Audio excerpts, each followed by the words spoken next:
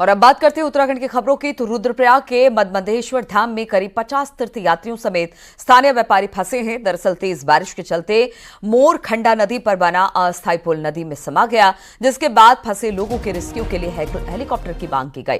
Rudraprayag DM ने 2 helicopter लगाने के आदेश दिए हैं। आपको बता दें कि पिछले साल मोरखंडा नदी में 70 के दशक में बना लोहे का पुल मोरखंडा नदी की तेज धाराओं में समा गया था और प्रशासन द्वारा मदमहेश्वर धाम में फंसे 500 से ज्यादा तीर्थयात्रियों का हेलीकॉप्टर से रेस्क्यू कर रांसी गांव पहुंचाया गया था, जिसके बाद पीडब्ल्यूडी ने मोरखंडा नदी पर लकड़ी का अस्थायी पुल बनाकर आवाजाही शुरू की। लेकिन आज फिर दोबारा गोरखंडा नदी के जलस्तर में भारी बढ़ोतरी होने से लकड़ी का पुल ध्वस्त हो गया। बातचीत करने के लिए संदीप प्रसाद रुद्रप्रयाग से हमारे साथ जुड़ गए हैं।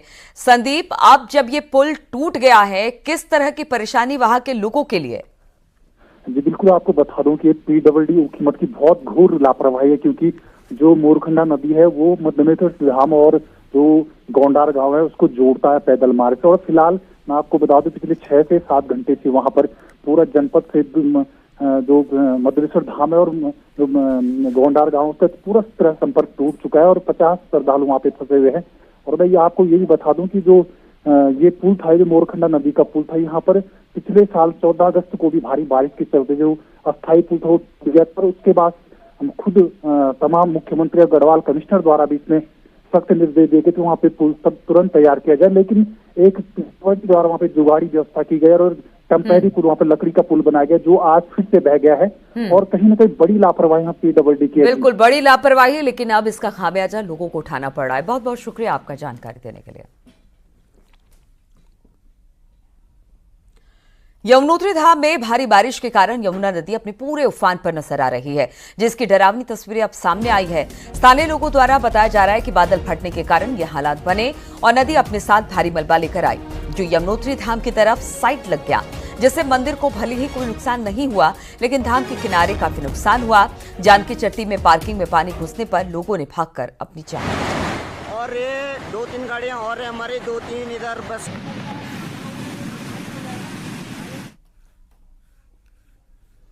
और यमुनोत्री धाम में भारी बारिश के बाद यमुना नदी का जलस्तर रात भर उफान पर रहा, जिससे यमुनोत्री धाम में किनारे काफी नुकसान हुआ। यमुना नदी के किनारे स्ट्रीट लाइट क्षतिग्रस्त हो गई। यमुना का जलस्तर बढ़ने से पुरोहित की दहशत में देखे गए। पानी के तेज बहाव में मंदिर का जनरेटर बह गया। राम मंदिर पर स्थित रजिस्ट्रेशन सेंटर भी पानी के तेज बहाव में क्षतिग्रस्त हो गया। रात भर यमुना नदी खतरे के निशान से ऊपर बहती रही। जानकी चट्टी में 3 खच्चर और 1 बाइक नदी में बह गई। जानकी चट्टी में बनी पार्किंग में नदी ने बड़ा कटाव किया है। टेहरी के बालगंगा नदी में बूढ़ा केदार क्षेत्र में मचाई जमकर तबाही है। नदी किनारे बसे लोग सुरक्षित अपने अपने घरों से बाहर निकल गए। जखाना, तोली, गेवंती सहित कई क्षेत्रों में बारिश से तबाही मची है। ग्रामीणों के खेत, पुल, संपर्क मार्ग क्षतिग्रस्त हो चुके हैं। नदी के किनारे बसे 4 से 5 घरों में मलबा और पानी घुस गया है। एक दुकान में मलबे की वजह से काफी क्षति हुई है। बातचीत करने के लिए सौरभ इस वक्त हमारे साथ जुड़ रहे हैं। सौरभ, क्या स्थिति है फिलहाल वहां पर? नदी नाले किस तरह से हैं और क्या अभी वहां पर बारिश हो रही है? लोग अपने घरों से क्या दूसरी जगह जा रहे हैं? प्रशासन ने किसी तरह की कोई व्यवस्था की है? जी मैं आपको बता दूं, कल देर रात हुई बालगंगा क्षेत्र में बारिश से, बूढ़ा केदार क्षेत्र में हुई बारिश से बालगंगा जो नदी है उसका जलस्तर काफी बढ़ गया था, जिसकी वजह से वहां पर काफी अफरा तफरी मच गई थी और अफरा तफरी में लोगों को अपना घर छोड़ना पड़ा। नदी किनारे बसे लोगों ने अपना घर छोड़ दिया है और करीब 4 से 5 घरों में मलबा और पानी घुस गया है। वहीं काफी तबाही हुई है। खेत खलियान, संपर्क मार्ग और जो रोड है वो टूट चुकी है। प्रशासन की टीम मौके पे पहुंच चुकी है और प्रशासन द्वारा जो नदी किनारे बसे लोग हैं उन्हें बाहर निकाला जा रहा है, उन्हें सुरक्षित स्थानों पर शिफ्ट किया जा रहा है और जो क्षति है उसका आकलन किया जा रहा है। हालांकि अभी जान माल की कोई हानि वहां पर नहीं हुई है। ठीक है, बहुत बहुत शुक्रिया आपका जानकारी देने के लिए सौरभ। और चमोली में बद्रीनाथ नेशनल हाईवे पागलनाला, पातालगंगा, बाजपुर, भरनी पानी के पास खोल दिया गया है। कंचनगंगा के पास भी बंद हाईवे को खोल दिया गया है। हालांकि बद्रीनाथ हाईवे गुलाब कोठी के पास अभी भी मलबा आने की वजह से बंद है, जिसे खोलने का काम जारी है। वहीं नंदानगर क्षेत्र में भी भारी बारिश की वजह से कई जगहों पर सड़क पर मलबा आ चुका है। कई जगह सड़कें क्षतिग्रस्त हो गई हैं।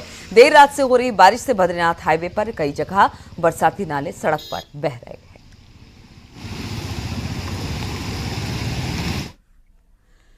ज्योतिर्मठ नगर क्षेत्र में 19 महीने बाद एक बार फिर से मानसून की बारिश ने कुछ जगहों पर क्रैक आने शुरू हो गए हैं। मनोहर बाग पैदल मार्ग पर इकट्ठे हो गए हैं, जिससे लोगों में एक बार फिर से दहशत है। इस इलाके में पिछले साल जनवरी में भूदसाव की वजह से दरारें पड़ी थी, जिसके बाद कई वैज्ञानिक संस्थाओं ने सर्वे किया। नगर क्षेत्र में 800 से अधिक घरों के सर्वे करने के बाद रेड जोन में रखा गया। इसके अलावा पूरे नगर को 14 सेक्टर में अब बांट दिया गया है। ज्योतिर्मठ नगर में लगातार बारिश के बाद जिस तरीके से चिंताएं लोगों की बढ़ रही थी और वो चिंताएं अब धरातल पर भी दिखाई दे रही हैं। 2 दिन पहले हुई तेज बारिश की वजह से अब ये जो मनोहर बाग का पैदल मार्ग है ये लगातार धंसने लगा है। और ये दीवार आप देखिए पूरी, अभी ये दीवार हालांकि ज़्यादा गीली आपको नहीं दिखाई दे रही, सूखी दीवार है, लेकिन अब ये धीरे धीरे फटने लगी है।